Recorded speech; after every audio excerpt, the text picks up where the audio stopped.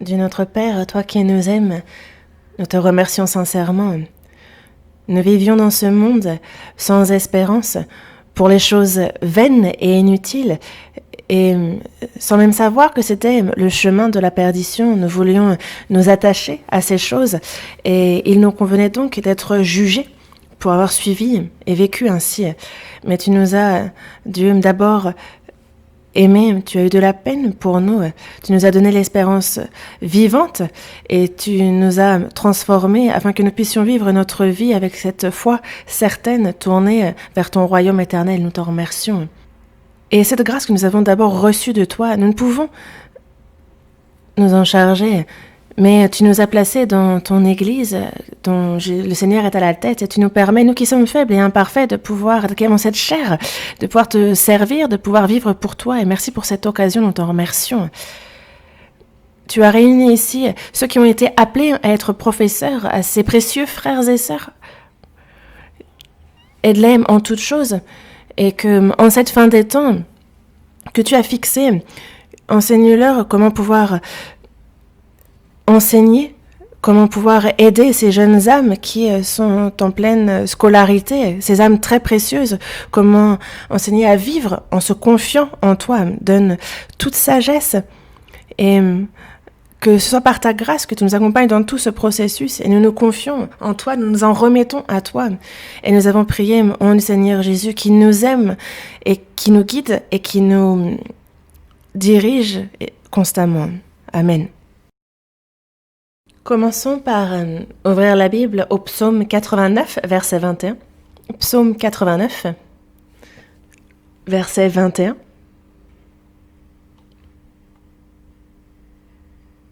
Psaume 89, verset 21.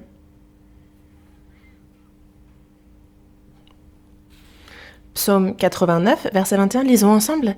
« J'ai trouvé David, mon serviteur, je l'ai oint de mon huile sainte. » Dieu,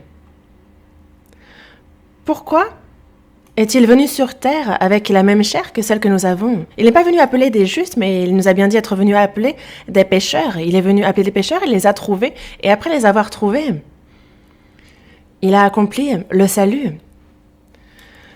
Et c'est donc très important ce qu'il a accompli, mais il n'a pas fait que cela.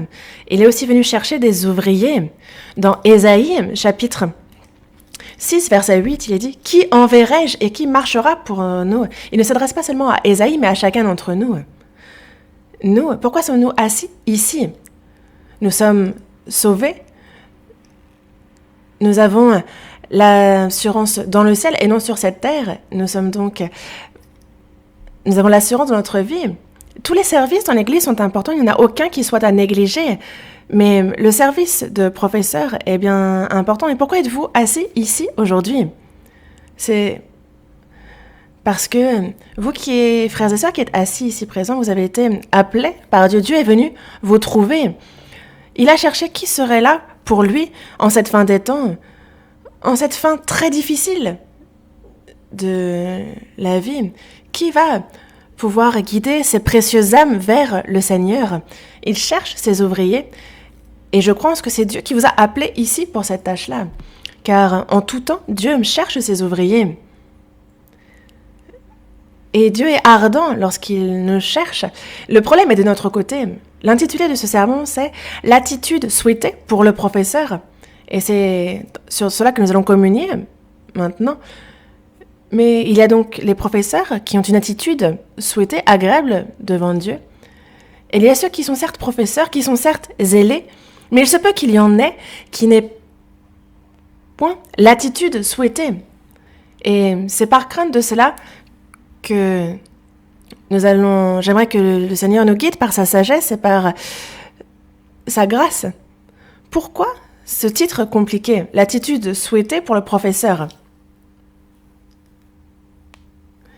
Et nous allons communier à ce sujet ensemble. Moi-même, je suis prédicateur et donc forcément que c'est une pression aussi pour moi, c'est difficile. Mais si nous avons été appelés à être professeurs, à être prédicateurs, ce n'est pas parce que c'est dit, il faut bien faire un service, ou ce n'est pas parce qu'on se dit, tiens, j'aimerais mettre de la valeur dans ma vie. Non.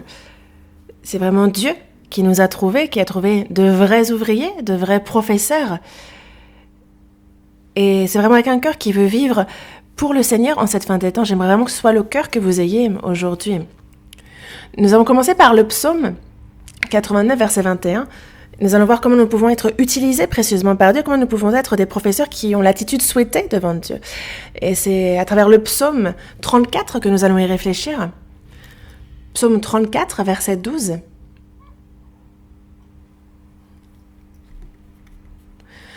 Si vous y êtes, merci de marquer la page, car nous chercherons d'autres passages, mais nous reviendrons toujours à ce psaume 34, qui est notre passage principal. Psaume 34, verset 12.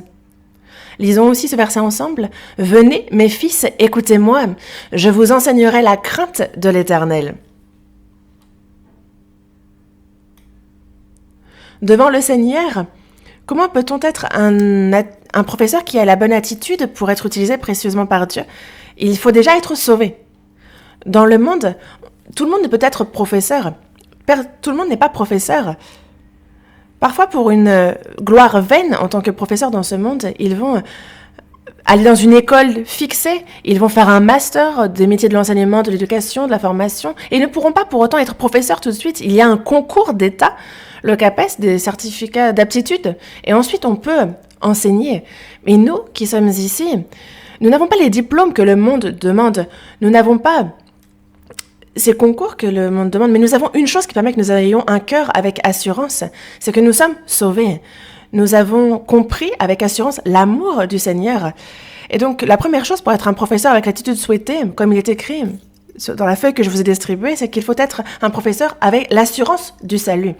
Avoir eu l'expérience de la régénération, l'expérience personnelle de la nouvelle naissance. Sinon, c'est impossible. Il faut d'abord écouter Dieu, être soi-même enseigné de Dieu pour pouvoir ensuite enseigner. Dans le verset 12, il est bien dit « Venez et écoutez-moi ». Et je vous enseignerai la crainte de l'Éternel. C'est ce qu'il nous dit, n'est-ce pas? Il nous faut d'abord que nous-mêmes, on écoute l'Éternel. Car comment est-ce que nous pourrions, sans écouter, sans être nous-mêmes enseignés sur la crainte de Dieu, comment est-ce que nous pourrions l'enseigner aux enfants? Il faut déjà que nous-mêmes, on apprenne, on soit enseignés sur la crainte de Dieu pour que ensuite on puisse leur faire voir non pas seulement le Dieu d'amour et de pardon, mais ce Dieu qui est aussi un Dieu qui juge selon nos œuvres, forcément. Comment est-ce que nous pourrions parler de ce Dieu-là aussi avec assurance si nous-mêmes ne sommes pas enseignés? Donc la première chose pour le professeur, c'est qu'il faut que nous-mêmes nous apprenions en premier, que d'abord nous écoutions, il faut d'abord que nous soyons nous-mêmes enseignés. Ça, il ne faut pas l'oublier.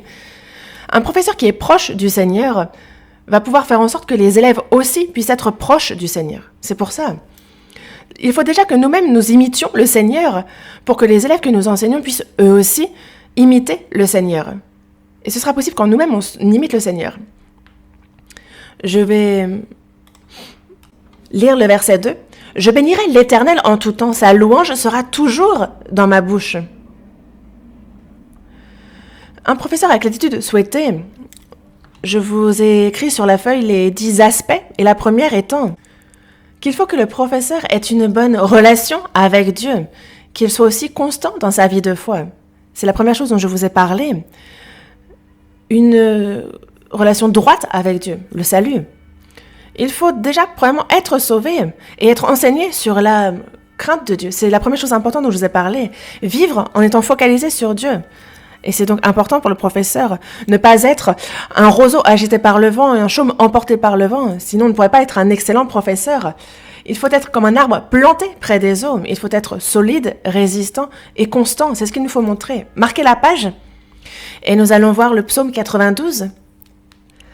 Psaume 92, verset 8. Psaume 92, verset 8.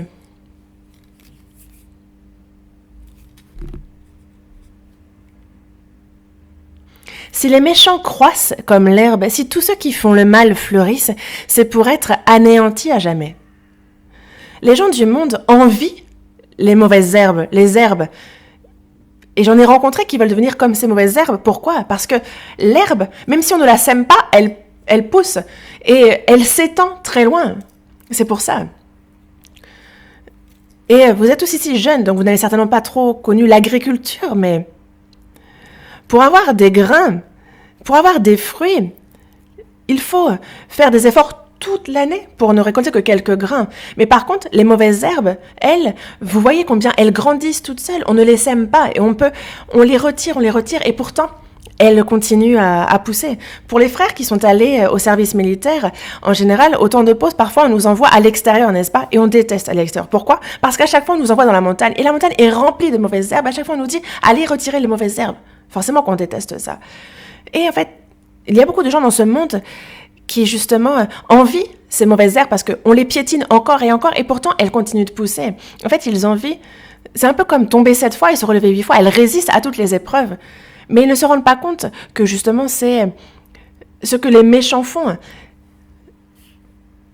Et en fait, l'herbe ne peut être utilisée dans la maison de Dieu. Pourquoi? Parce que, regardons dans le verset 13, Psaume 92, verset 13, « Les justes croissent comme le palmier, ils s'élèvent comme le cèdre du Liban. »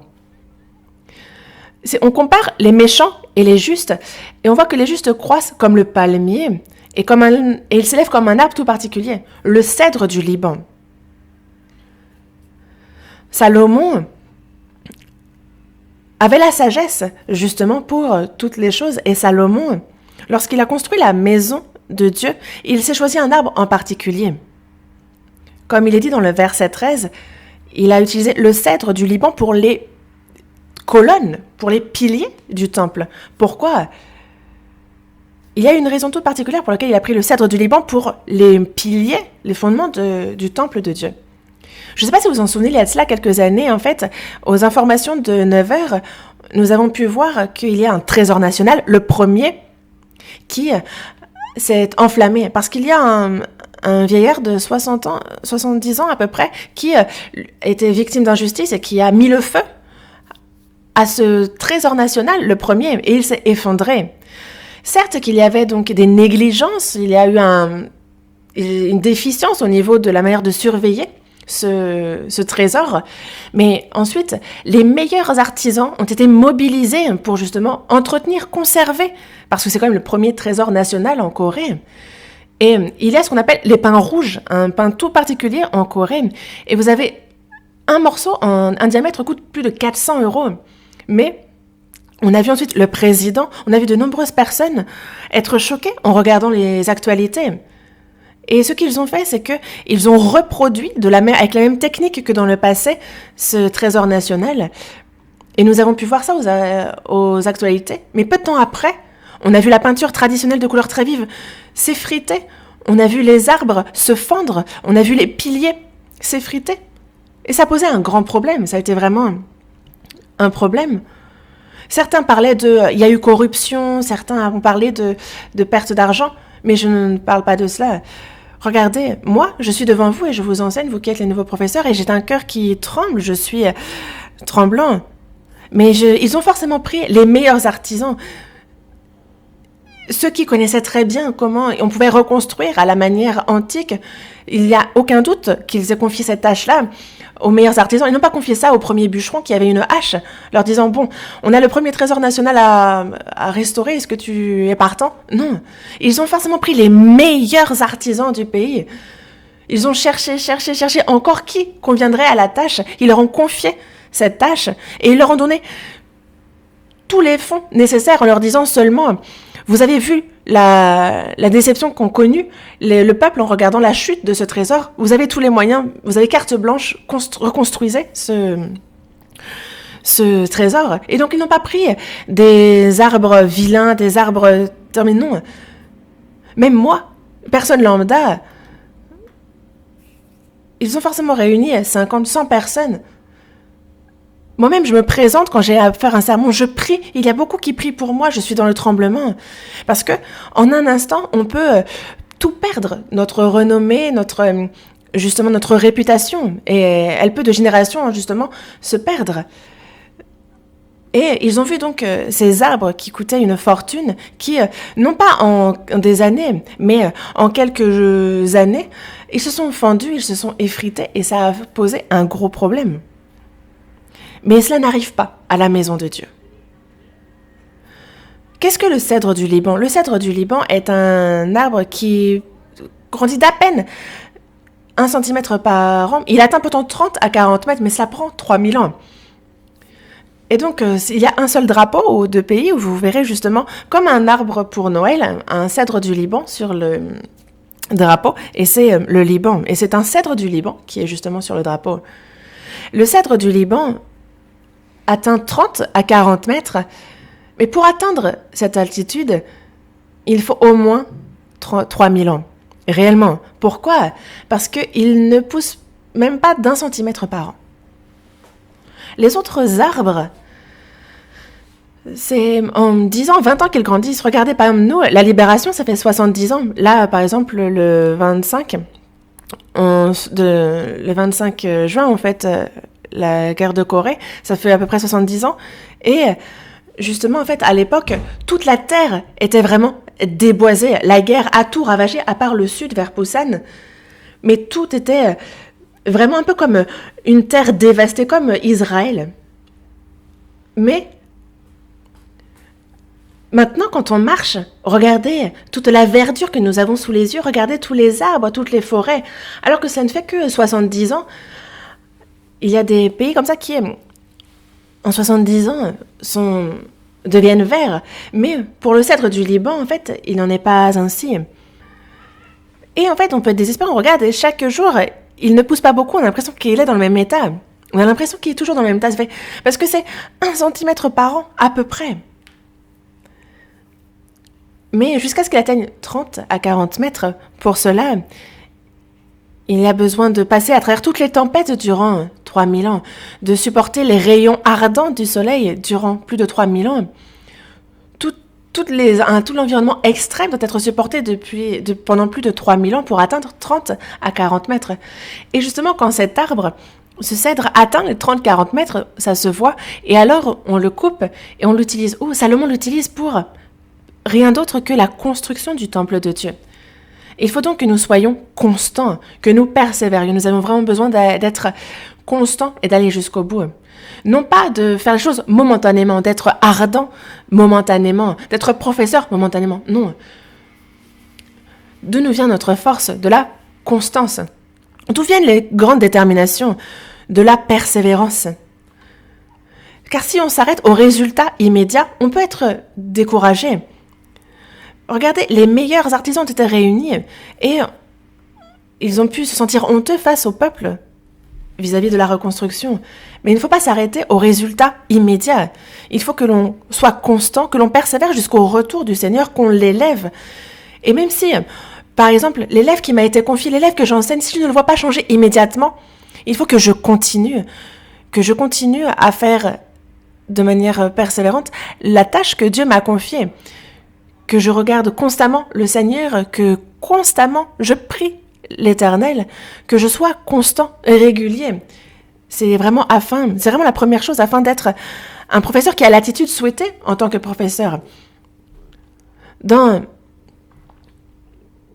S'il y avait un mot-clé à choisir dans le psaume 34, verset 2, ce serait « en tout temps », toujours. Je bénirai l'Éternel en tout temps. Ce n'est pas de temps en temps, c'est en tout temps. Et sa louange sera toujours dans ma bouche. Toujours. Toujours. En tout temps, toujours. Il nous faut nous confier, chercher l'Éternel. Et non pas seulement quand nous sommes ardents, pas seulement quand nous faisons le service, pas seulement quand notre cœur a envie de se tourner vers Dieu. Non, ce n'est pas seulement en ce moment-là, c'est en tout temps, toujours, qu'il faut que nous ayons ce cœur-là. C'est la première chose dans l'attitude souhaitée pour le professeur. En tout temps, toujours. Nous enraciner dans un lieu pour être utilisé par Dieu. Non pas être comme la mauvaise herbe, nous étendre lointainement, avoir tous les talents, avoir tous les dons, toutes les capacités. Non. Il faut être constant, persévérer en tout temps et toujours être là où nous devons être. N'oubliez pas cela. Et c'est ça qu'il ne faut pas oublier d'être constant. Pourquoi? Parce que c'est ça qui influence. Par exemple, j'ai prié 1 an pour cet élève qui m'a été confié, mais je ne le vois pas changer. Alors il faut continuer, il faut prier plus. Même s'il change de professeur et que je le vois l'année d'après, il est avec un autre professeur, et je le vois qu'il est transformé très rapidement. Je vois qu'il change rapidement, j'ai l'impression qu'il évolue très rapidement. Je peux être déçue, n'est-ce pas? Je me dis, mais quand j'étais avec lui, moi, il ne faisait que des bêtises, il ne m'écoutait pas. Je me dis, mais Comment fait le professeur pour l'enseigner et pour qu'il puisse changer si rapidement? Sachez que c'est votre année d'efforts fournis. Certainement que le professeur est bon, mais l'année que vous passez avec lui, vous ne l'avez pas abandonné. Et c'est ce qui le fait qu'il change maintenant. C'est parce que vous avez prié pour lui et sans cesse durant 1 an. N'oubliez pas que cela marche.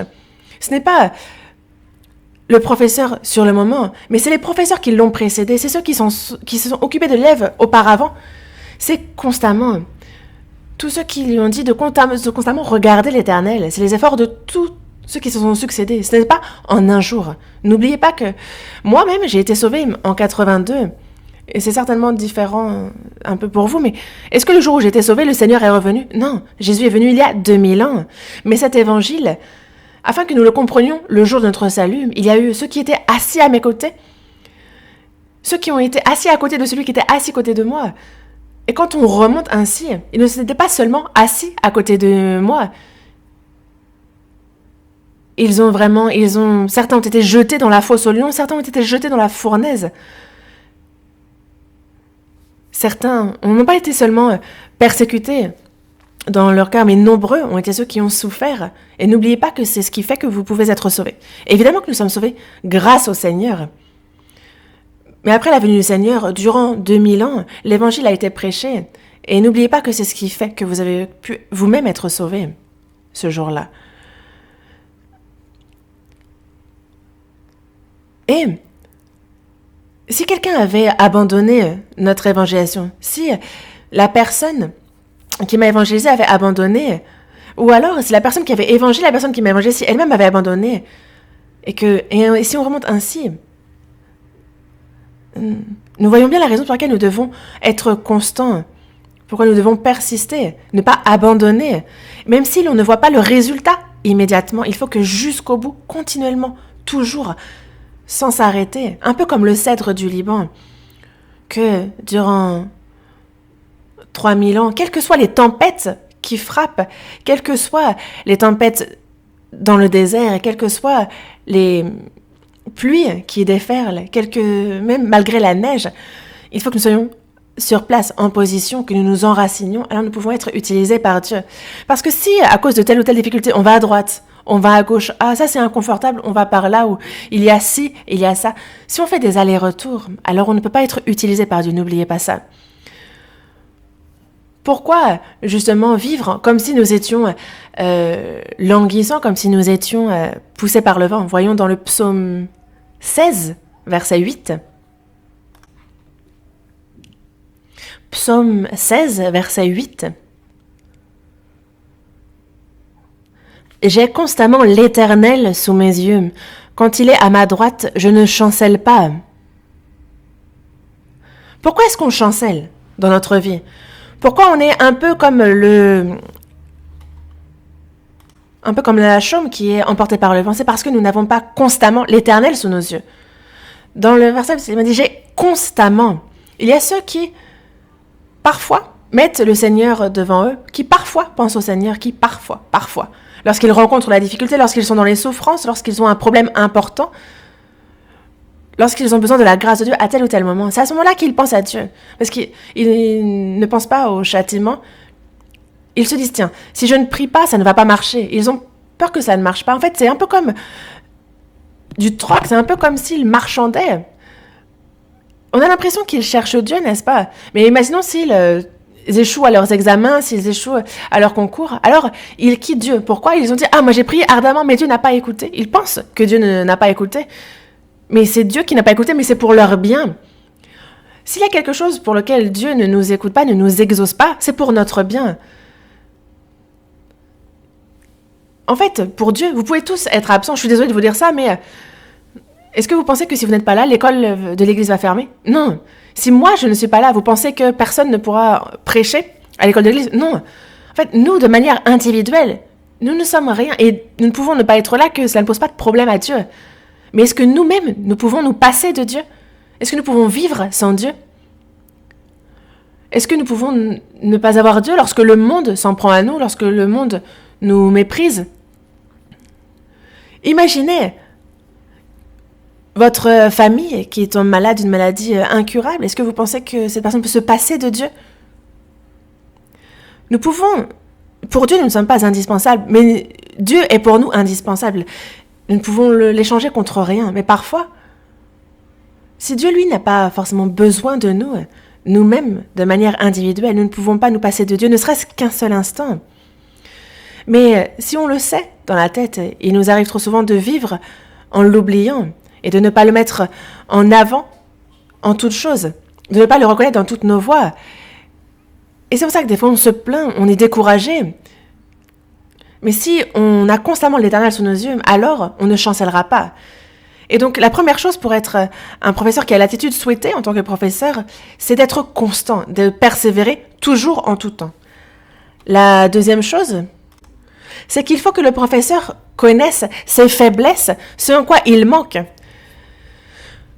Dans le psaume 34, verset 2, verset 3, psaume 34, verset 3, « Que mon âme se glorifie en l'Éternel, que les malheureux écoutent et se réjouissent. »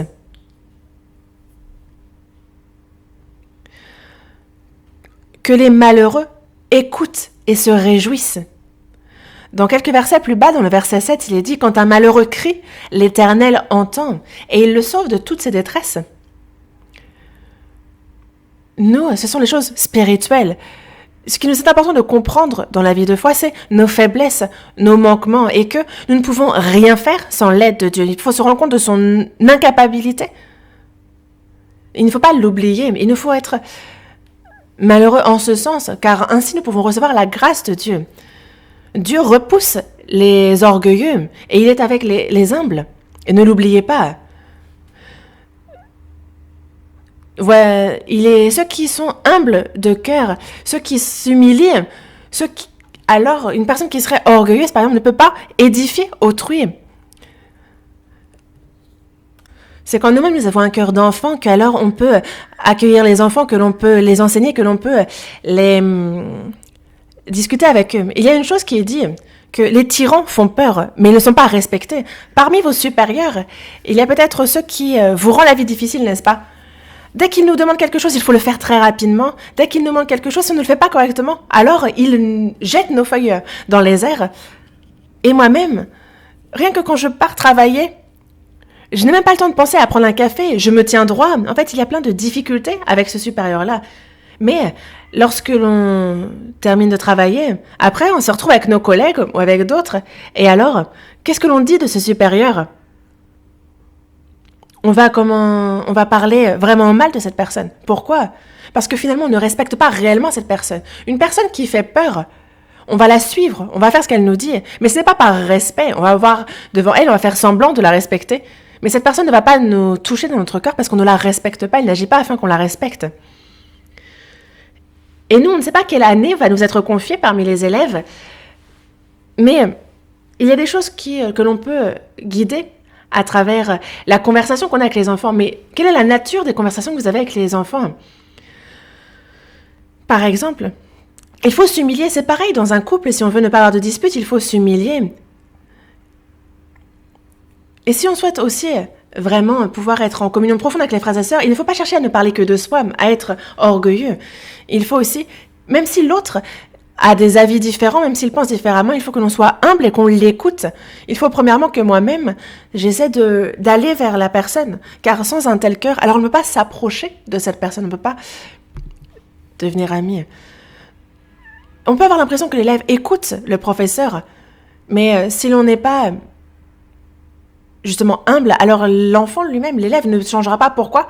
Parce qu'il ne va pas dans son cœur vraiment avoir envie d'imiter ce professeur. Et c'est pour ça que plutôt que d'être un professeur autoritaire, quelles que soient les capacités, les dons que j'ai, savoir combien nous sommes incompétents, combien nous sommes imparfaits devant Dieu, et que nous ne pouvons pas, nous-mêmes, par notre propre force, guider les élèves.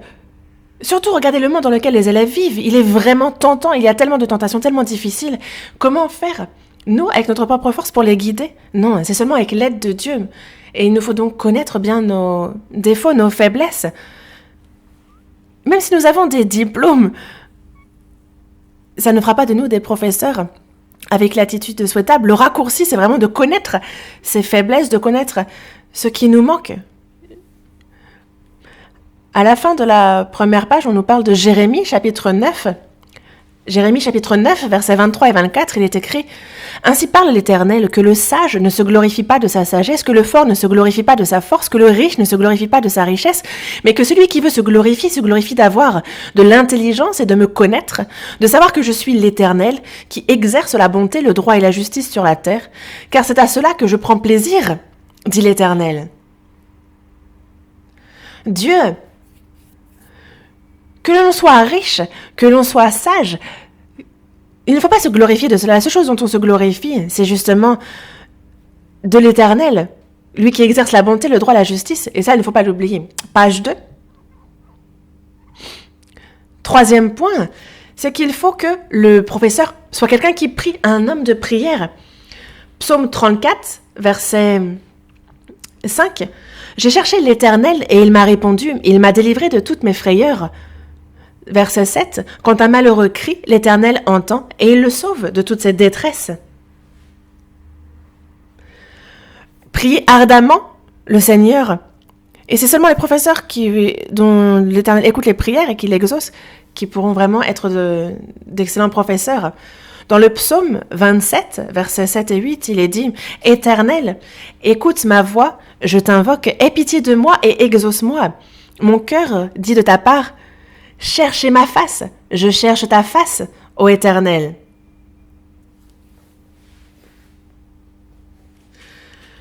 Chercher ma face. De quoi avons-nous besoin pour chercher la face de l'Éternel? La prière, forcément. Nous avons absolument besoin de la prière.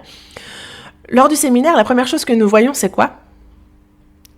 C'est que nous avons l'esprit, l'âme et le corps, n'est-ce pas? Les demandes du corps, donc de l'esprit, de l'âme et du corps, c'est des demandes différentes. Il y a un professeur.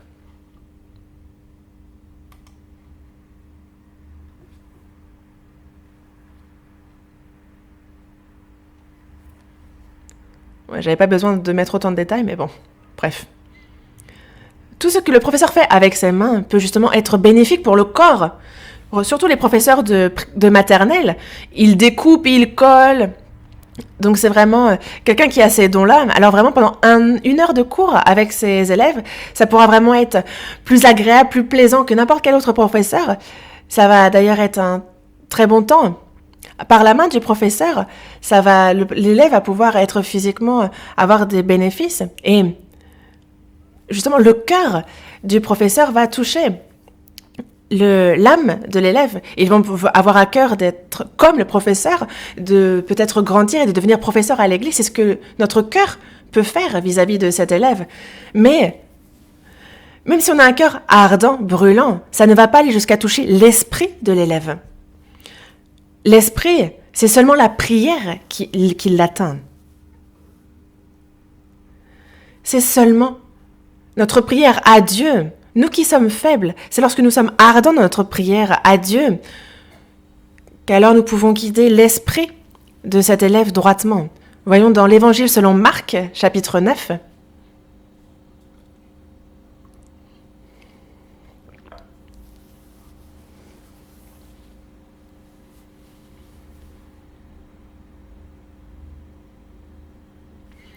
Évangile selon Marc, chapitre 9, verset 29. Marc, chapitre 9, verset 29. Lisons ensemble. Il leur dit, « Cette espèce-là ne peut sortir que par la prière. »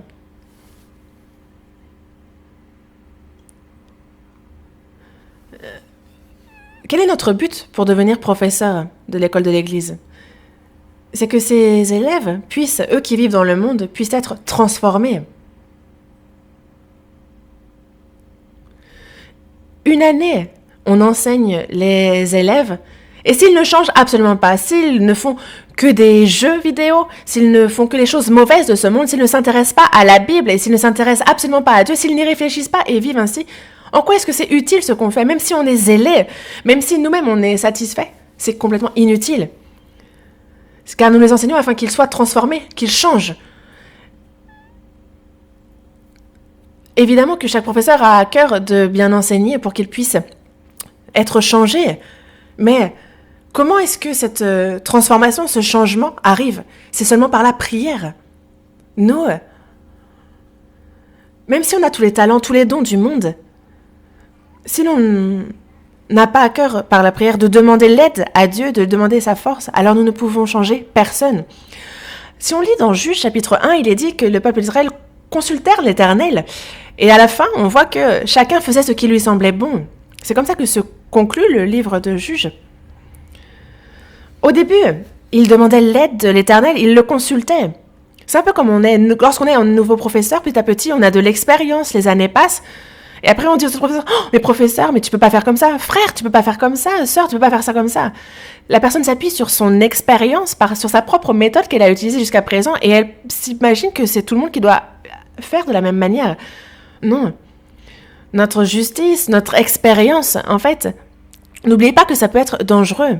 Il faut absolument que nous soyons des hommes de prière. Quand on commence, il faut toujours que nous demandions l'aide de Dieu et qu'on la demande avec ardeur, quoi qu'il arrive. Car au cours de notre vie, petit à petit, on va peut-être faire ce qui nous semblait bon. Et ça m'inquiète que de nombreuses personnes fassent cela. Il ne faut pas que nous-mêmes nous le fassions. Quand on est sauvé, on rend tellement grâce à Dieu qu'on ne se plaint absolument pas. La situation était pourtant la même, nos parents étaient certainement contre nous aussi, mais on était tellement reconnaissants vis-à-vis du salut qu'on a reçu qu'on ne se plaignait de rien. Ce qui est vraiment dommage, c'est que les années passent après le salut, et il y a ceux qui vont dire dans la réunion « Oh, mais si tu fais ça, ça va être grave !» En fait, ils font ce qui leur semble bon, alors qu'il faudrait dire de d'abord prier à Dieu. C'est ce qu'il faut commencer par faire, n'est-ce pas? Prier Dieu. Donc la troisième chose, c'est qu'il faut que le professeur soit un homme de prière, et il ne faut pas oublier cela. Le quatrième point, c'est qu'il faut que le professeur ait absolument de l'expérience dans la foi. Dans le verset 5, il est bien dit « J'ai cherché l'Éternel et il m'a répondu, il m'a délivré de toutes mes frayeurs. » Il ne faut pas seulement prier, il faut aussi avoir l'expérience de la réponse de Dieu à nos prières. Dans le verset 7, quand un malheureux crie, l'Éternel entend. Et que fait-il alors? Il le sauve de toute sa détresse. Lorsque nous l'invoquons, il nous entend et il nous sauve. Il faut donc avoir eu cette expérience. Il faut que le professeur en ait déjà fait l'expérience. Nous avons donc besoin de la théorie, mais la parole ne suffit pas. Il faut que l'on en fasse nous-mêmes l'expérience. C'est de là qu'on tire notre force.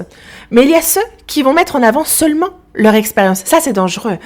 Parce que le problème est que cela ne peut pas toujours s'appliquer. Pour certaines personnes, elles vont parler de leur expérience et ça peut être bénéfique pour certains.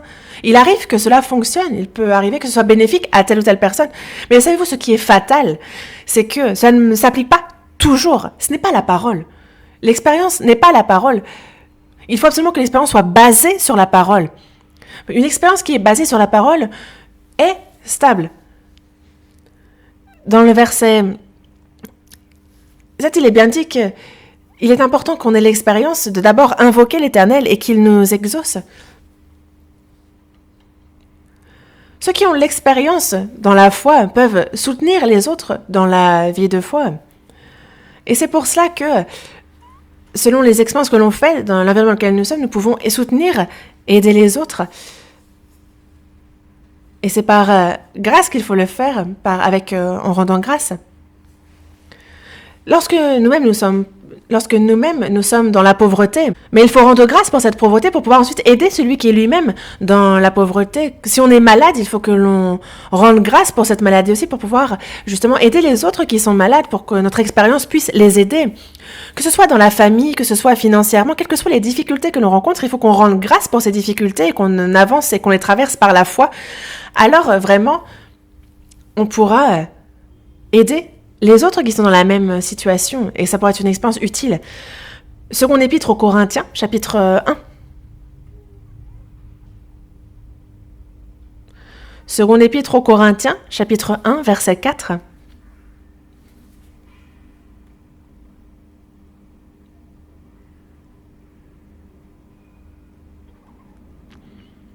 Qui nous console dans toutes nos afflictions, afin que, par la consolation dont nous sommes l'objet de la part de Dieu, nous puissions consoler ceux qui se trouvent dans l'affliction. Pourquoi est-ce qu'il nous donne les épreuves? Pourquoi il nous donne les souffrances? Pourquoi il nous donne-t-il toutes ces tribulations? Pourquoi toutes ces afflictions?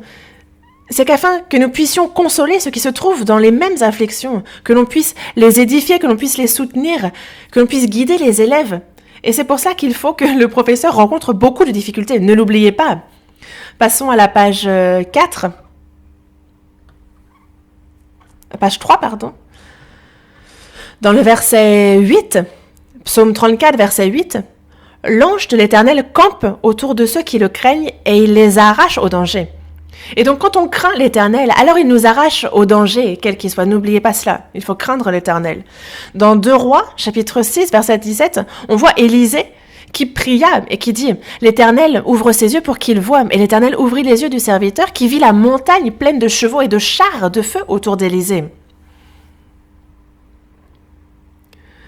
Quand on lit 2 Rois, chapitre 6, on voit justement que le roi Ben-Hadad, le roi de Syrie, cherchait de nombreuses fois à complètement dévorer, à conquérir Israël, mais à chaque fois, l'homme de Dieu qui était Élisée le disait au roi, et donc il disait, ils sont ici, ils sont là, il annonçait à l'avance. Et donc le roi, il appelle ses serviteurs, il leur dit, mais déclarez-moi lequel de vous est pour le roi d'Israël. Il dit, ici, il y a quelqu'un qui communique secrètement avec l'ennemi, il y a un espion. Mais l'un de ses serviteurs dit, non, au roi, mon seigneur, non. Mais Élisée, le prophète qui est en Israël, lui, il rapporte au roi d'Israël les paroles que tu prononces dans ta chambre à coucher. Tu penses que tu es à l'abri, mais il le dit. Le roi aurait dû se dire, bon, ça, c'est Dieu qui le permet, et il faudrait alors qu'il arrête. Mais lui, c'est la première chose qu'il se dit, il faut que j'attrape Élisée et que je le tue. Est-ce que parce que Élisée meurt, ça résout ses problèmes? Non, Dieu est toujours là. Et donc, il lui dit, allez, et voyez où il est, je le ferai pendre. Et on lui dit, il est à Dothan. Et donc, ce qu'il fait, c'est qu'il envoie des chevaux, des chars et une forte troupe. Ils arrivent de nuit et ils enveloppent la ville. Et en fait, justement, ils enveloppent la ville. Et le serviteur de l'homme de Dieu, en fait, il se lève de bon matin, il sort, et voici, il voit la troupe qui entoure la ville, avec les chars, les chevaux, et il va vers l'homme de Dieu, vers Ésaïe, il lui dit, mais comment ferons-nous? Des fois, les sœurs le disent, comment ferons-nous? Par exemple, des fois, on se lève un peu en retard, et on pense déjà qu'on est en retard, on pense qu'on arrive en retard, on est déjà stressé, on est en train de se dire, comment? Et ici, vraiment, c'est la vie de ceux qui sont dans la ville qui est en jeu, et il dit, que ferons-nous? Comment ferons-nous? Mais qu'a fait Élisée? Et Élisée pria. Il commença par prier. Élisée pria, et l'Éternel a ouvert les yeux pour qu'il voie. Et alors, le serviteur vit la montagne pleine de chevaux et de chars de feu autour d'Élisée. Dieu, s'il en a l'intention, en un instant, il peut dévaster l'ennemi. Et Élisée le savait. Élisée n'a pas eu peur. Si vraiment nous croyons et nous appuyons en Dieu, lui qui est tout-puissant, lui qui est omnipotent, omniscient, s'il est vraiment omniprésent dans le monde entier, si l'on croit en ces attributs de Dieu, pourquoi craindre? Pourquoi avoir peur? Pourquoi être découragé dans notre vie? Pourquoi dire comment? Dieu a fait la promesse de nous envelopper, de nous protéger. Est-ce seulement pour Élisée? Non. Il faut qu'on fasse l'expérience de la protection de Dieu comme Élisée. Quand nous sommes dans le confort, on ne se rend pas vraiment compte, mais c'est lorsque les difficultés arrivent dans notre vie, lorsque vraiment on voit des tribulations qui nous donnent même envie d'arrêter le service en tant que professeur, essayez de reprendre courage et voyez comment est-ce que Dieu va vous permettre de surmonter cette difficulté. Quelles que soient les difficultés qu'on rencontre dans notre groupe, dans notre classe, alors vous-même, quand vous aurez fait telle ou telle expérience, vous pourrez aider les élèves aussi qui rencontrent telle ou telle difficulté par cette expérience, afin qu'ils puissent se confier en Dieu, qu'ils puissent s'attacher constamment à Dieu et qu'ils puissent voir que c'est Dieu vraiment qui sauve. Et est-ce que vous pourrez parler avec assurance si vous-même vous avez l'expérience? Oui. Dieu ne nous abandonne absolument pas. Dieu nous aide absolument. Il ne vous laisse pas, il ne vous abandonne pas. Lorsque nous-mêmes on a l'expérience, alors on peut parler avec assurance aux élèves. Et c'est pour ça que nous-mêmes nous avons besoin d'expérience dans la foi. Quand on a surmonté telle ou telle chose, qu'on a été protégé par Dieu, on a besoin de ces expériences dans notre vie. Comment connaître les choses spirituelles? Comment connaître les choses spirituelles? C'est par l'expérience. La première étant, par exemple, la bonté de Dieu. Il faut la connaître déjà lors de notre salut. Lorsqu'on a connu le salut, on a vu combien Dieu a été patient, combien il a il est patient. Et parfois dans la communion, même si des fois nous sommes inconfortables avec telle ou telle personne, même si l'ambiance est bizarre avec telle ou telle personne, quand on y va tout de même, alors on peut voir combien la communion est bonne. Pourquoi? Parce que c'est vrai que la parole est très importante, mais n'oubliez pas que la communion l'est tout autant. Imaginez qu'il n'y ait pas la communion des jeunes. Imaginez que ce soit seulement le pasteur qui vienne, qui prêche la parole, et ce toute l'année. Et donc, après le sermon, on dit, rentrez chez vous et qu'il n'y ait pas de communion. Alors, vous pensez que la jeunesse se passera bien? Non, la parole est très bénéfique, mais même si elle est absolument indispensable, il faut qu'il y ait la communion, car nous comprenons beaucoup de choses à travers la communion. Il y a beaucoup de problèmes qui trouvent solution dans la communion, même si parfois l'ambiance peut être bizarre. Il faut qu'on participe pour se rendre compte combien la communion est bénéfique et combien elle est importante. La troisième chose étant, forcément qu'il faut qu'une personne qui elle-même lit la Bible, elle pourra conseiller à autrui de la lire aussi. Une personne qui n'a pas lu la Bible, est-ce qu'elle va dire à son élève « Mais toi, pourquoi tu lis pas ?» alors que la personne elle-même ne lit pas. Et donc, pour toutes les choses spirituelles, je vous en ai cité 11, mais pensez-vous qu'il n'y ait que cela? Non, il y en a bien plus, mais il faut faire l'expérience de toutes ces choses-là. On passe à la page 4.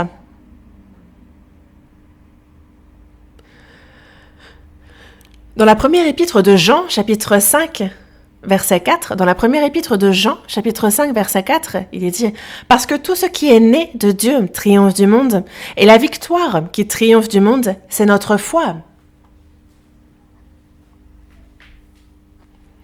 Comment triompher du monde dans notre vie? Dans les difficultés, dans les tribulations, dans les souffrances, ceux qui ont l'expérience d'avoir surmonté cela, triomphé de cela.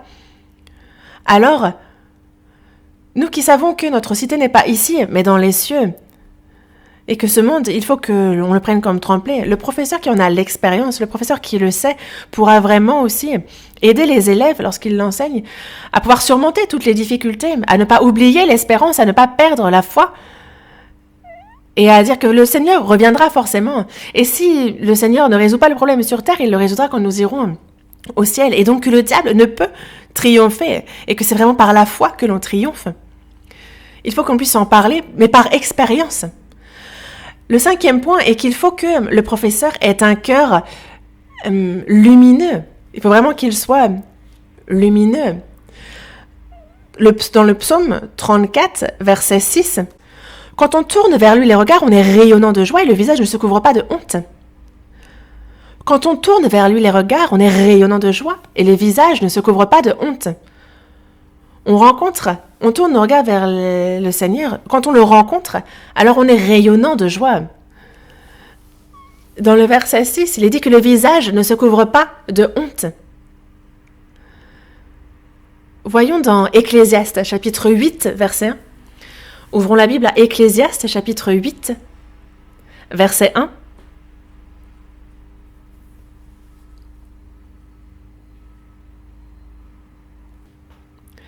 Ecclésiaste, chapitre 8, verset 1. « Qui est comme le sage et qui connaît l'explication des choses? La sagesse d'un homme fait briller son visage et la sévérité de sa face est changée. » Ici, il dit que la sévérité de sa face est changée. Imaginez un professeur qui soit tout le temps déprimé. Là, en fait, je pense que vous ne saviez pas que c'était la formation pour les nouveaux professeurs, mais c'est vrai que vous avez l'air un peu déprimé, vous avez l'air un peu... Il ne faut pas que le professeur soit déprimé.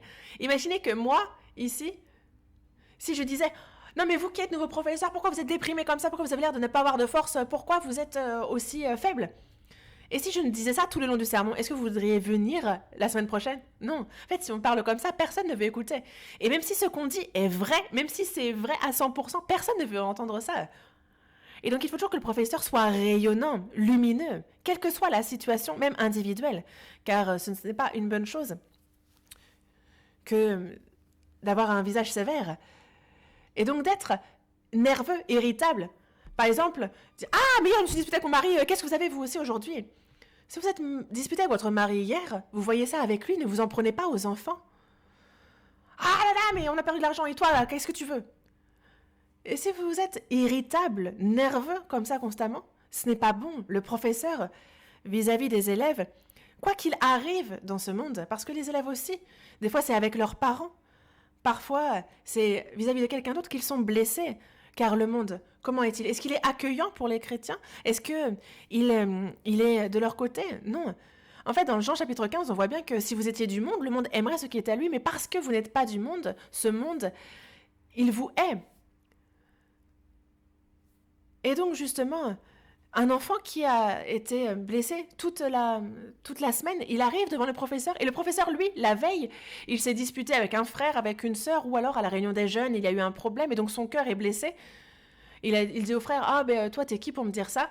Et après le lendemain, au cours, avec les élèves, il dit, mais pourquoi vous êtes assis comme ça? C'est quoi cette tenue? Vous n'avez pas fait vos devoirs? Pourquoi vous n'avez pas mémorisé le verset? Pourquoi ça marchait bien en primaire, maintenant t'es au collège, tu penses que t'as tout réussi, tu penses que c'est fini? Moi j'ai 26 ans. Même moi j'ai mémorisé. Pourquoi toi t'as pas mémorisé? Alors qu'un autre jour, il aurait très bien accueilli les élèves parce que dans son cœur, il est en colère, il est vexé. Il ne faut pas remettre ça sur les enfants. Et par exemple, il peut arriver qu'une fois, on se mette en colère. On pense ne pas être en colère et les autres disent et nous dit ah non mais je suis pas en colère hein, sœur, je suis pas en colère. Pourquoi pensez-vous qu'on vous demande si vous êtes en colère? Mais pourquoi t'as pas demandé si je suis en colère? Je te dis que je suis pas en colère, pourquoi tu me demandes? En fait, on pense nous-mêmes ne pas être en colère, mais les autres voient très bien que nous le sommes. En fait, il arrive que les enfants le remarquent tout de suite, mais ils n'en parlent pas. Vous savez, quand les parents s'en prennent à nous, vous lui dites pas « Mais maman, tu t'es disputé avec papa, pourquoi tu me parles comme ça ?» Non, en général, on va rentrer dans notre chambre, on va faire nos devoirs, on va faire le ménage, on va faire la vaisselle, on va même éteindre la télé avant d'entrer dans notre chambre, n'est-ce pas? On voit très bien que les parents se sont disputés, mais on va pas le dire. Les élèves aussi sont très sensibles à ça, ils le voient. Mais c'est pas parce que les élèves, justement, ne laissent pas paraître leurs sentiments qu'il faut s'en prendre à eux. Parce que nos parents, justement, lorsqu'ils sont disputés, en fait, c'est vrai qu'on s'inquiète pour eux, mais quand ils s'en prennent à nous, ça nous blesse aussi. Il en va de même pour les enfants, les élèves. Il ne faut pas que je sois nerveux, irritable à cause de mes problèmes vis-à-vis des élèves. Que je m'en prenne à eux. Vous connaissez bien la première épître aux Thessaloniciens, chapitre 5, versets 16 à 18, n'est-ce pas? C'est 3 versets. Mais vous connaissez bien, n'est-ce pas? Soyez toujours joyeux, priez sans cesse, et rendez grâce en toutes choses, car c'est à votre égard la volonté de Dieu en Jésus-Christ. C'est facile à retenir, n'est-ce pas? Mais pourquoi faut-il que nous soyons toujours joyeux? Parce qu'il y a toujours quelque chose qui pourrait ne pas nous rendre joyeux. Nous, chrétiens sauvés, en tant que professeurs, quand on vit dans ce monde, est-ce que vous êtes toujours dans la joie? Non. Il arrive par exemple qu'on a reçu la grâce de Dieu, on est content d'être professeur, on arrive, on voit les élèves et des fois, ils nous mettent en colère. Par exemple, des fois, on ne devrait pas prier comme ça, mais des fois, on n'est pas dans la joie vis-à-vis d'eux, des fois, on n'est pas toujours joyeux. Mais pourquoi il nous dit d'être toujours joyeux? C'est parce qu'il nous arrive, il pourrait que l'on ne le soit pas. Pourquoi il nous dit de prier sans cesse? C'est qu'il faut constamment prier. Est-ce que c'est seulement quand on rentre dans sa chambre? Non. Quand on conduit aussi, quand on marche. C'est toujours, il faut que notre vie même, toute notre vie, soit une prière. Prier sans cesse. Est-ce que l'on prie des idoles? Est-ce que l'on prie à l'argent? Est-ce que l'on prie à un tel ou un tel? Non. C'est seulement le seul vrai Dieu auquel nous prions. On prie qui? Le Seigneur qui nous a sauvés? Ou est-ce qu'on prie le sac que l'on veut absolument? C'est seulement au nom du Seigneur, Jésus, Christ qui nous a sauvés, que nous prions. Et une personne qui prie ainsi ne va faire qu'une seule chose, rendre grâce. Grâce au Seigneur qui nous a extraits de l'enfer, Dieu qui nous a pris pour son enfant. On ne pourra que rendre grâce. On pourra ensuite donc rendre grâce en toutes choses. Et quand on rend grâce, que se passe-t-il? On est dans la joie, n'est-ce pas? Est-ce que certains vont dire « Ah, merci de m'avoir sauvé, mais ça me met en colère ». Est-ce que certains disent ça? Non. Quand on pense, quand on prie, quand on rend grâce, alors on est joyeux. Il arrive parfois que certains s'endorment, même pendant la formation des nouveaux professeurs, mais il est bon d'être un prédicateur qui se dit « Ah, ça peut arriver ». Il n'est pas de prédicateur qui se dit « Oh là là, mais il est à peine professeur que déjà il dort ». Non. On pense justement à Dieu, au Seigneur qui nous a reçus comme nous étions, qui nous perfectionne. Lui qui nous a reçus alors que nous étions imparfaits, qui étions pécheurs. C'est lui qui permet que nous soyons assis là, aujourd'hui. Et c'est pour cela il faut vraiment que le professeur soit rayonnant dans son cœur, qu'il soit rayonnant sur son visage, qu'il ne soit pas nerveux, pas irritable. Et alors vraiment, il pourra briller vis-à-vis des élèves. Nous ne sommes pas la lumière en soi, nous sommes la lune. On reflète la lumière, on la réverbère. dans le temps, on pouvait, même s'il n'y avait pas de réverbère, on pouvait marcher à la lumière de la lune. Mais imaginez si vous avez marché dans le noir complet lorsqu'il n'y a pas la lune. Vous ne savez pas s'il y a un trou, s'il y a un ours, s'il y a un lion.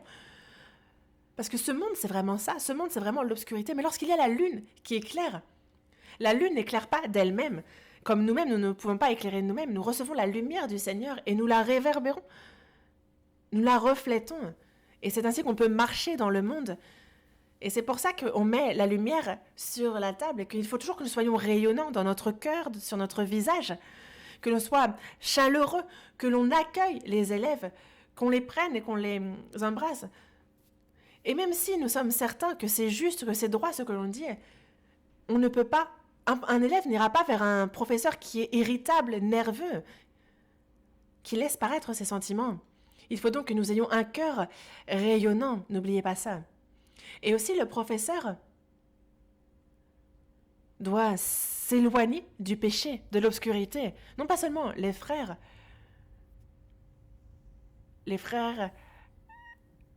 non pas seulement vis-à-vis des frères, mais il faut que l'on soit clean, vraiment, que l'on soit pur de tout péché, de toute obscurité dans notre cœur. Il faut que l'on ait seulement un cœur qui rayonne vis-à-vis des frères et sœurs, vis-à-vis des élèves. Car il ne faut pas faire comme bon nous semble ou parler à la légère à des élèves sous prétexte qu'ils sont plus petits, même si des fois ils sont plus grands en taille que nous, et parce qu'ils sont plus jeunes. Non, on ne peut pas s'adresser à la légère à n'importe quelle âme. On ne peut pas dire « Ah, t'as 6 ans, t'as 5 ans, ah, t'es en CP, t'es en CE1 ». On ne peut pas leur parler comme on veut pour autant. Il faut vraiment que nous ayons un cœur pur, un cœur dans la crainte. Et un professeur garçon ne va pas pour autant prendre un élève qui est en CP, le prendre dans ses bras et lui frapper le popotin. Non. Et ce n'est pas une question du monde, enfin des violences sexuelles ou des détournements vis-à-vis des enfants. Ce n'est pas pour cela. C'est parce qu'il faut que le professeur dans son cœur soit pur de tout péché, pur de toute obscurité. Ainsi, les élèves, quand ils verront le professeur agir ainsi, les élèves eux-mêmes pourront vraiment être séparés eux-mêmes et savoir et croire qu'il faut être séparés de ce monde, de toutes ces tentations, de toutes ces perversités. Si l'élève est lui-même en train d'hésiter et qu'il y a le professeur qui dit « Hey, comment est-ce que tu veux qu'à notre époque on puisse vivre sans jouer aux jeux vidéo? Comment est-ce que tu penses que l'on peut vivre dans ce monde sans téléphone? Comment est-ce que tu penses qu'on peut vivre dans ce monde à notre époque sans avoir de petite amie? Non, t'inquiète pas. Moi aussi, avant de me marier, durant 5 ans, j'avais une petite amie, t'inquiète pas. C'est juste une amie, n'est-ce pas? C'est pas ce que tu penses. Il faut juste que tu fasses ça en cachette vis-à-vis de tes parents. » Est-ce que c'est ce qu'on conseille? Quelles que soient les tentations, les épreuves auxquelles font face les élèves, il faut que nous-mêmes nous soyons clairs sur ce qui est bon et ce qui ne l'est pas. Il faut que le professeur soit clair sur ce qui est pur et ce qui est profane. Il faut donc que nous, voyez bien que Dieu, lui, n'accepte pas même un péché, même si c'est le dernier cadran. Une personne qui pense à Dieu comme étant seulement un Dieu d'amour et de pardon ne sera jamais sauvée. Il faut d'abord le recevoir comme étant le juge. Est-ce que l'on peut être sauvé sans un cœur brisé? Pourquoi est-ce que de nombreuses personnes viennent au séminaire et ne sont pas sauvées? Pourquoi de nombreux écoutent la parole et ne sont pas sauvés?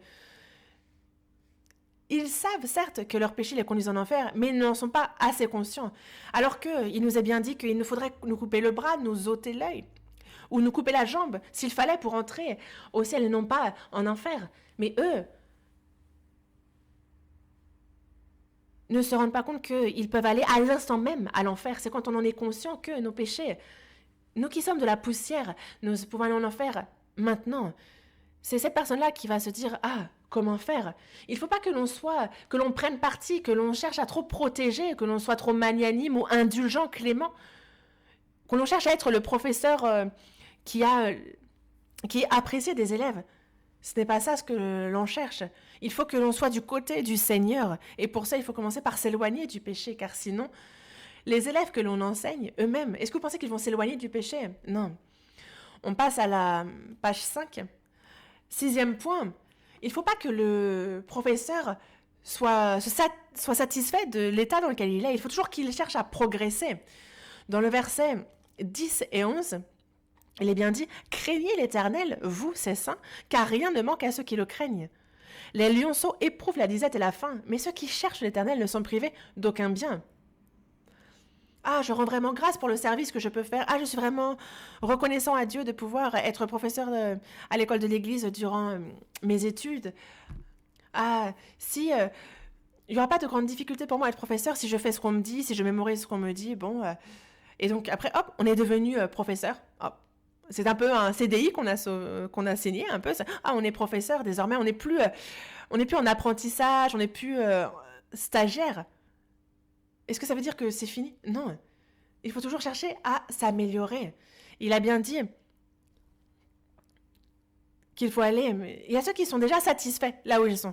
Vous savez, la tortue et le lièvre, qui est le plus rapide? Vous avez besoin de réfléchir? Le lièvre est bien plus rapide, n'est-ce pas? Mais qui a gagné dans la fable?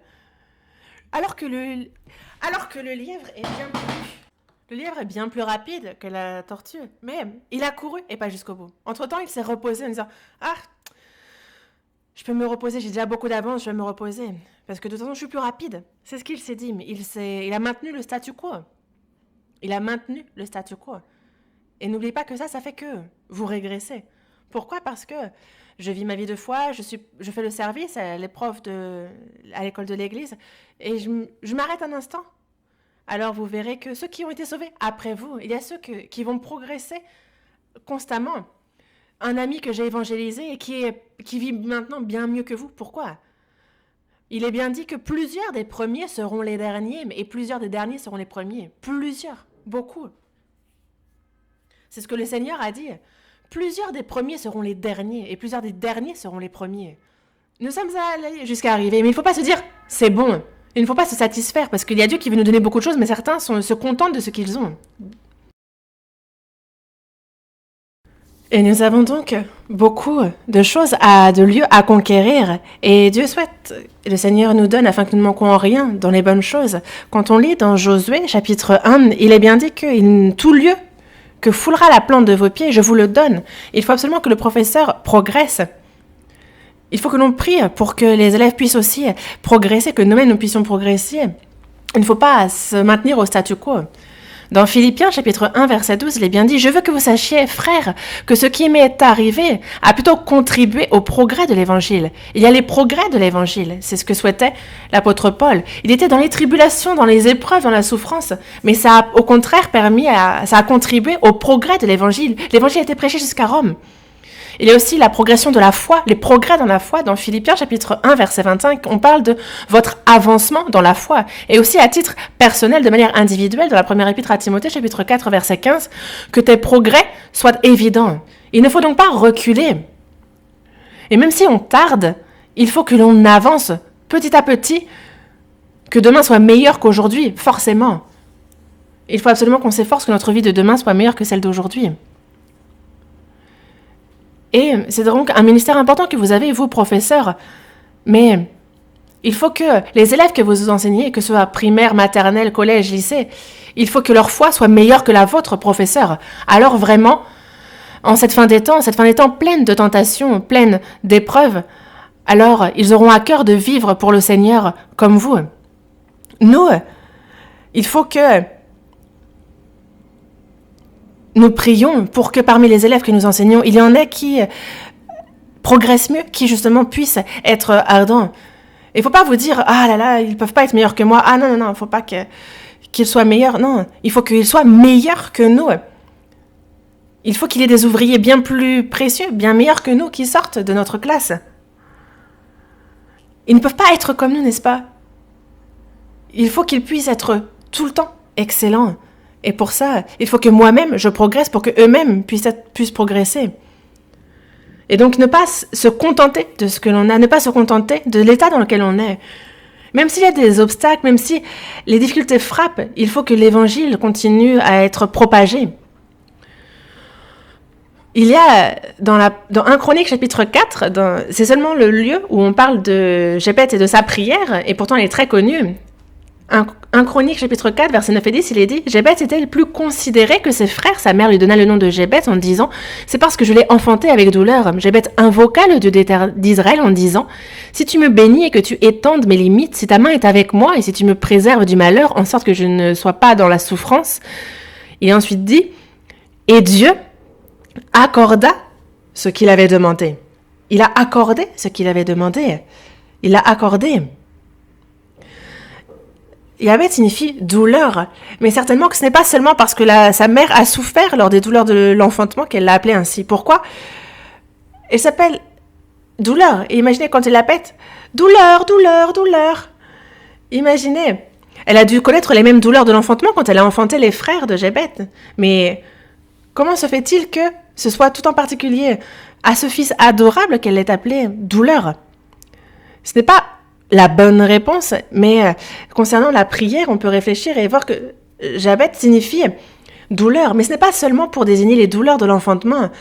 À l'époque où il est né, peut-être que dans la famille, il y a eu des expériences, des tragédies dont ils n'ont pas pu parler, des malheurs, des choses terribles, vraiment peut-être la ruine ou peut-être vraiment des choses terribles, mais finalement, même Jabet a été honoré aux yeux de l'Éternel. Il a aussi été honoré pour quelle raison? Parce qu'il a prié. Et c'est parce qu'il a prié, et ça, il ne faut pas l'oublier. Dans notre vie de foi aussi, il ne faut pas se contenter de là où on est. Par exemple, Jabet, il s'appelle douleur. Il aurait très bien pu se dire, bon, ben moi je m'appelle douleur, je vais vivre dans la douleur, je vais rien faire, tant pis, je m'appelle comme ça, c'est comme ça. Non. Même si la situation n'est pas bonne, il ne faut pas s'arrêter à cela. Il faut pouvoir progresser, avancer. Ne pas se tenir dans le deuil, dans le chagrin ou dans les circonstances dans lesquelles on est. Il faut toujours avoir une vie qui va de l'avant, qui progresse.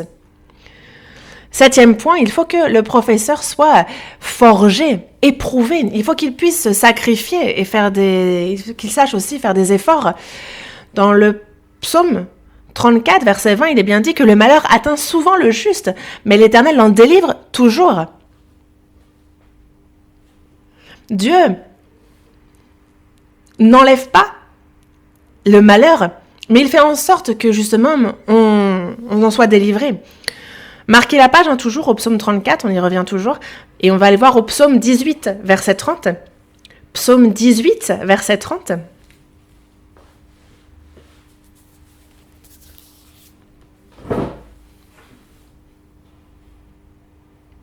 Psaume 18, verset 30. Avec toi, je me précipite sur une troupe en armes. Avec mon Dieu, je franchis une muraille. Nous sommes toujours méprisés, moqués, dédaignés. On court dans ce monde. Mais il a bien dit qu'il n'enlevait pas la muraille. Il nous aide à la franchir quand il est avec nous et quand on s'appuie sur lui. Alors on peut franchir la muraille.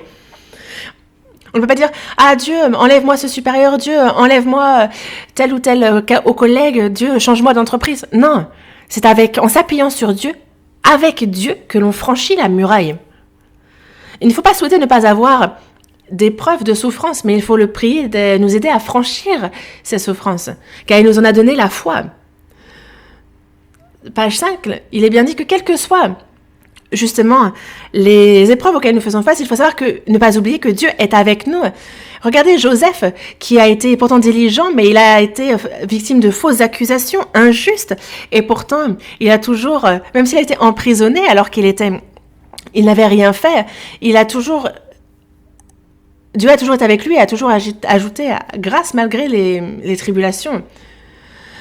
Et en fait, quand est-ce qu'on dit aux enfants qu'ils grandissent? Est-ce qu'on leur dit qu'ils grandissent dans la journée ou qu'ils grandissent plus le soir? On leur dit de se coucher tôt, n'est-ce pas? Parce qu'on leur dit que c'est la nuit qu'ils grandissent, qu'ils croissent.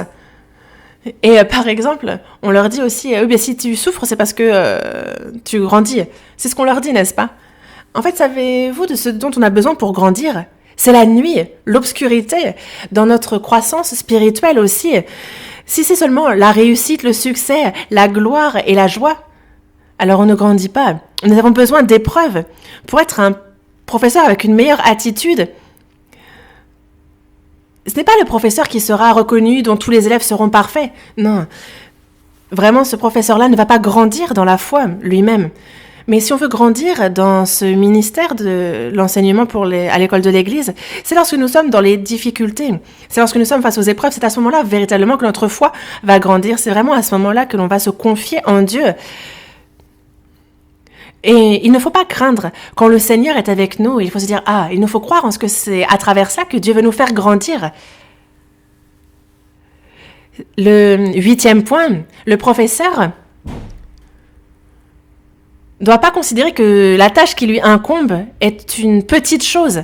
Dans le verset 12, psaume 34, verset 12, il est dit « Venez, mes fils, écoutez-moi, mes fils », donc c'est les petits, je vous enseignerai la crainte de l'Éternel. Au début, Dieu ne nous confie pas de grandes tâches, il nous confie de petites tâches.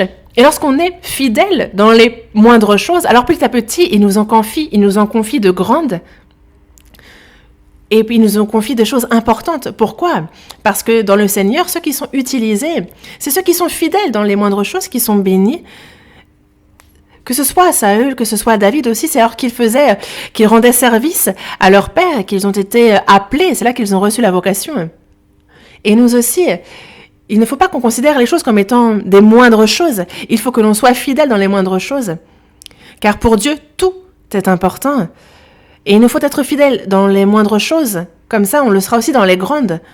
Parce que quelqu'un qui est injuste dans les moindres choses est aussi dans les grandes. Et donc, il n'y a aucune tâche, aucun élève, aucune classe, aucun service qui soit petit.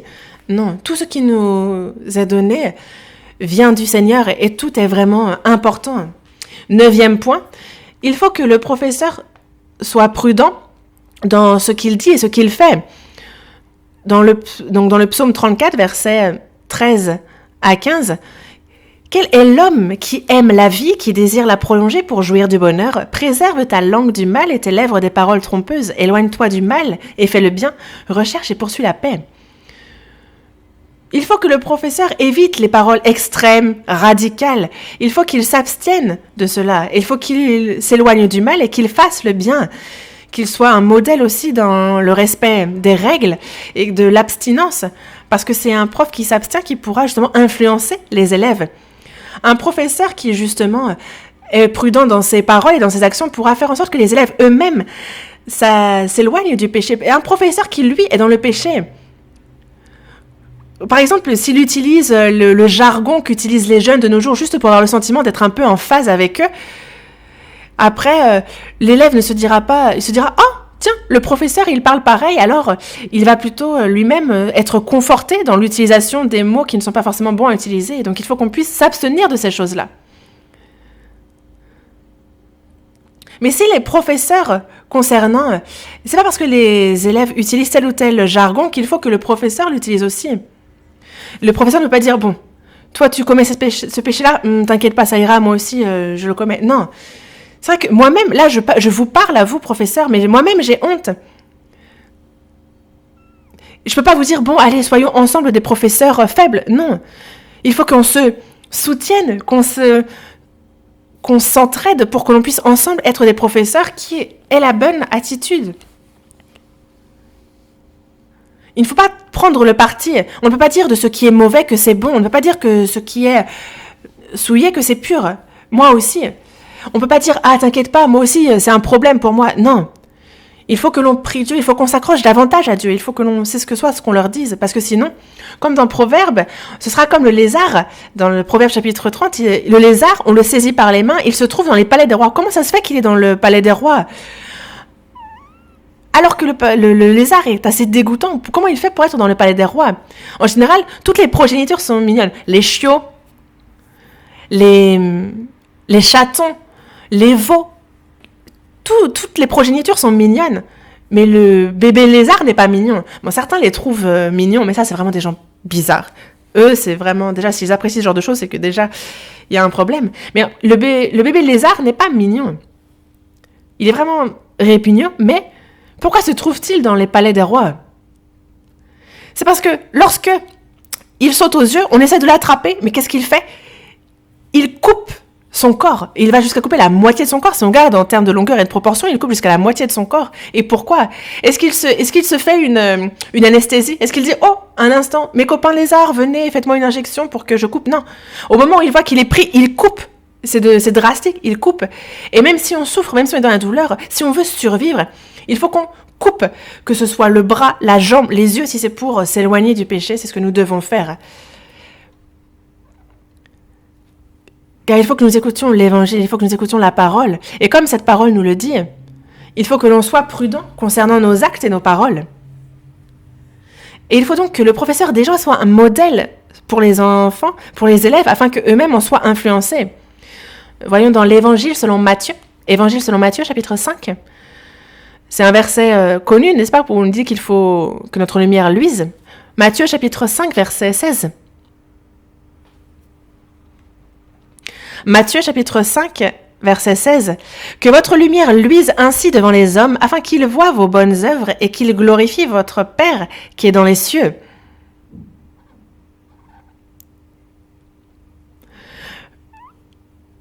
Qu'ils voient vos bonnes œuvres, qu'ils les voient, donc il faut donc bien les faire. Il faut que dans nos actions et nos paroles, ils voient nos bonnes œuvres. Et que les élèves puissent se dire « Ah, moi aussi, comme le professeur, il faut que je sois prudent dans ce que je dis. Ah, moi, comme le professeur, il faut que je m'éloigne du péché. Moi, il faut comme le professeur que je mette toujours, que je reconnaisse Dieu dans toutes mes voies. Ah, il faut que même si c'est difficile, il faut que je m'enracine dans l'église, comme le professeur. » C'est des choses qu'il faut que l'on montre, qu'ils voient dans nos bonnes œuvres. Que l'on soit clean à 100%. Passons à la page 6. Le 10e point, c'est qu'il faut que le professeur soit quelqu'un qui étudie. Le professeur doit donc s'efforcer d'avoir la connaissance de l'évangile de Christ. Dans le psaume 34, le verset 21 à 23, il dit « Il garde tous ses os, aucun d'eux n'est brisé, le malheur tue le méchant, et les ennemis du juste sont châtiés. L'Éternel délivre l'âme de ses serviteurs. » On lit la suite ensemble. « Et tous ceux qui l'ont pour refuge échappent au châtiment. » Pourquoi l'Éternel délivre l'âme de ses serviteurs? Pourquoi? Parce que tous ceux qui l'ont pour refuge échappent au châtiment. Professeur, moi je doute trop souvent de mon salut. Et ma mère me dit, mais tu penses que tu es sauvé? Non. Est-ce que vous allez lui répondre, ah oui, non, mais t'as bien fait de demander à ta mère, elle a raison, moi aussi je doute de ton salut. Non. Nous, aux élèves, vraiment, comment faire pour comprendre leur cœur? Pourquoi lui demander, ah, est-ce que ce n'est pas parce que tu penses trop à tes péchés passés et seulement passés? Forcément que si tu ne penses qu'à tes péchés, tu ne pourras que douter. Mais ne regarde pas seulement les péchés que tu as commis. Regarde le Seigneur sur la croix à Golgotha. Regarde la croix. Et alors que deviendra tes péchés? Il les a bien rachetés, n'est-ce pas? Et tous ceux qui l'ont pour refuge échappent au châtiment. Sache que c'est le Seigneur Jésus qui a été jugé à ta place. Il faut que l'on puisse en parler avec certitude, lui disant, et non pas lui dire, ah oui, vraiment, quand je regarde comment tu agis, vraiment, je doute de ton salut. Non. Car finalement, même quelqu'un qui doute, mais qui est pourtant sauvé, pourra douter toute sa vie. Il vaut mieux confirmer le salut de cette personne que de lui dire, ah là là, mais ne pas être un faux prophète et lui dire paix, paix, alors qu'il n'y a pas de paix, et leur dire, mais si tu es sauvé, ne t'inquiète pas. Non, il faut vraiment qu'on étudie, parce que cette âme, le salut des élèves est tellement important. Ça serait que c'est quelque chose entre Dieu et eux, mais il arrive parfois que lorsque quelqu'un doute, il ne trouve pas le sommeil. Il a écouté le séminaire, et oui, c'est clair, c'est certain, mais quand il regarde sa vie, ce n'est pas parfait. Il regarde ses camarades et il se rend compte que, il se rend compte lui-même que ses actions ne sont pas forcément droites par rapport aux autres, à ses camarades, mais par rapport à lui-même, il a peur d'être rejeté. Évidemment que il écoute l'évangile, il continue et il faut résoudre ça par le séminaire. Mais il y a ceux qui sont vraiment dans la crainte, ceux qui sont un peu peureux ne vont pas forcément en parler. Est-ce qu'il faut lui dire « regarde tes actions » ou de lui dire de regarder la croix? C'est à la croix qu'il faut le ramener. Car il le dit bien, que tous ceux qui l'ont pour refuge échappent au châtiment. Dans Esdra, chapitre 7, verset 10, on voit que Esdra avait appliqué son cœur à étudier et à mettre en pratique la loi de l'Éternel et à enseigner au milieu d'Israël les lois et les ordonnances. Il faut pas qu'on s'inquiète, nous, professeurs. Nous, en fait, on étudie la semaine d'avant. En fait, on étudie ensemble, n'est-ce pas, avec les autres pasteurs, avec les professeurs, les élèves, une semaine avant de faire le cours. Et c'est vrai que on ne suit pas les méthodes du monde, c'est vraiment l'aide du Seigneur que l'on demande et c'est comme ça qu'il faut que l'on étudie. Page 7, dans la page 7,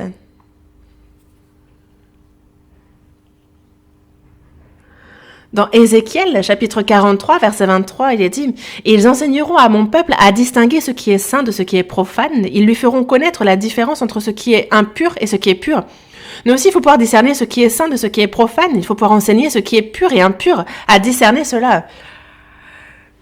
Car le monde, et le diable utilise vraiment, il pousse, il excite les mondes avec tous les médias, toutes les vidéos.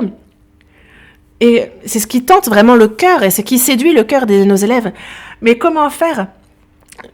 Alors qu'on voit le diable, lui, qui cherche, qui étudie comment est-ce qu'il peut tenter de plus les hommes. Est-ce que nous, on va continuer toujours à juste se contenter de faire ce qu'on a l'habitude de faire? Nous aussi, il faut qu'on étudie davantage.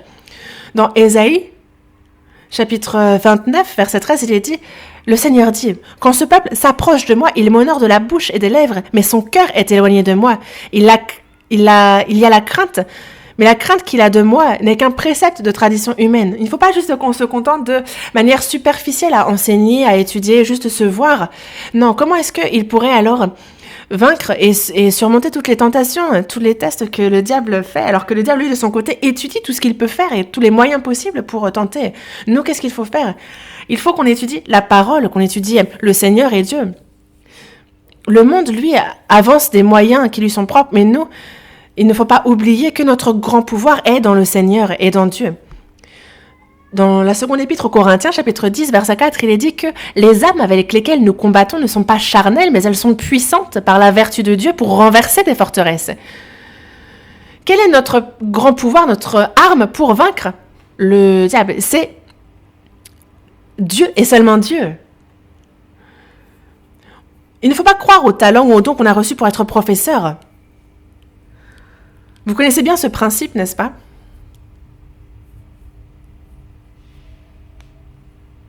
Vous l'avez déjà vu, je pense, au moins certains parmi vous. C'est bien par la puissance de Dieu que l'on peut faire renverser des forteresses.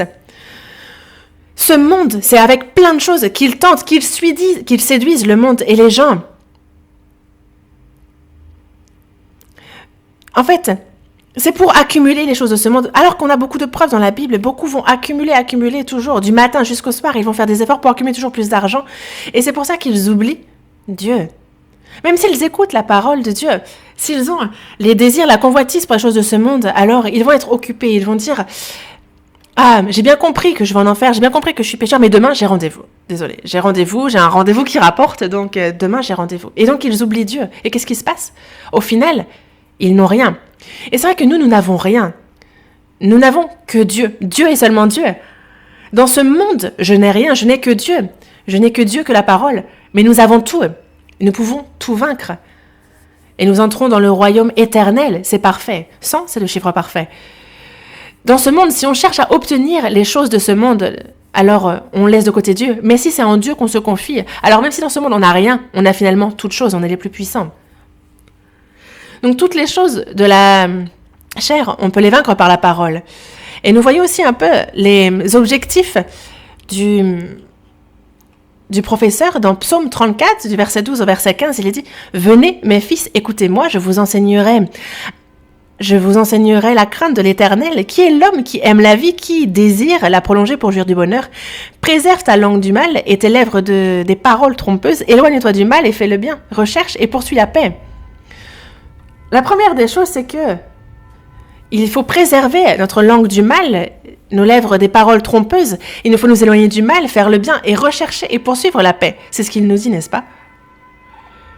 Dans la dernière page, la page 8, quand on est professeur, quand on enseigne, c'est un verset qu'on en vient à mémoriser, 2 Timothée, chapitre 3, verset 16. Toute écriture est inspirée de Dieu et utile pour enseigner, pour convaincre, pour corriger, pour instruire dans la justice, afin que l'homme de Dieu soit accompli et propre à toute bonne œuvre. Et donc, c'est pour convaincre, pour enseigner, pour corriger, pour instruire dans la justice, afin que l'homme de Dieu soit accompli et propre à toute bonne œuvre. Et toute la parole, toute écriture est nécessaire pour ça.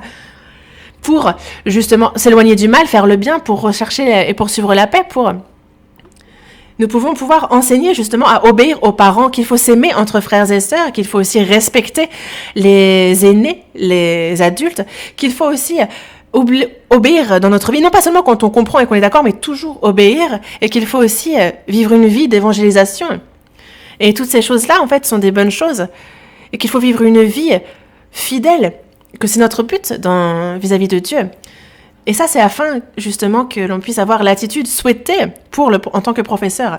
Et désormais, vous, jeunes frères et sœurs, qui êtes désormais professeurs, comme il est dit dans Romains chapitre 8, verset 28, nous savons que toute chose concourt au bien de ceux qui aiment Dieu, de ceux qui sont appelés selon son dessein. Donc, non, il peut y avoir des choses pour lesquelles on rend grâce, qu'on est vraiment content, qui sont vraiment bien. Mais des fois, il arrive que l'on fasse face à des choses, est-ce que je vais pouvoir le faire? Est-ce que c'est bon pour moi? Il y a des difficultés qui arrivent. Mais sachez que toute chose concourt au bien de ceux qui aiment Dieu. Donc, des fois, que je le veuille ou non. Par exemple, moi, je voulais enseigner les collégiens et j'enseigne les primaires. Moi, je voulais enseigner les plus petits, les primaires. Et pourquoi est-ce que j'enseigne les lycéens? Alors que je ne connais même pas, j'arrive même pas à les comprendre. Non, laissez ça de côté. N'obéissez pas seulement à ce que vous voulez, mais en tant que professeur, puisque vous êtes devant le Seigneur, même si vous n'en connaissez pas la raison, obéissez devant le Seigneur et alors sachez que tout concourt au bien. Et ensuite, alors, tous ceux qui vous suivent et tous ceux que vous enseignez pourront aussi croire en cela. Sachez que toujours, tout concourt au bien. Prions ensemble. Dieu, merci. Merci pour les frères et sœurs si précieux que tu as réunis ici.